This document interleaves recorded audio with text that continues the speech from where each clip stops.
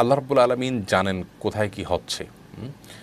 আর আপনি যে কাজ করছেন এই কাজের জন্য আপনাকে আল্লাহ এক ধরনের ইচ্ছাধিকার দিয়েছেন, শক্তি সামর্থ্য দিয়েছেন। আপনি এই শক্তি ব্যবহার করে এটা করেছেন, সেজন্য আল্লাহর কাছে আপনি অপরাধী হবেন যদি অপরাধ করে থাকেন।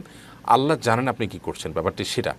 আল্লাহর ইচ্ছা ছাড়া কিছুই হয় না, এবং যা হয় আল্লাহর ইচ্ছাতেই হয়, আল্লাহই চান। ব্যাপারটা সেরকম নয়, এটা এইভাবে সঠিক নয়। তার মানে কি চুরি করে সেটাকে আল্লাহ ইচ্ছা করছেন চুরি করার জন্য, এরকম না, তা না। ব্যাপারটা সেরকম নয়। যা হয় সব কিছু আল্লাহর ইলমে আছে, সব কিছু আল্লাহ জানেন, সব কিছু আল্লাহর জ্ঞাতসারে হয়, ব্যাপারটি হলো সেরকম।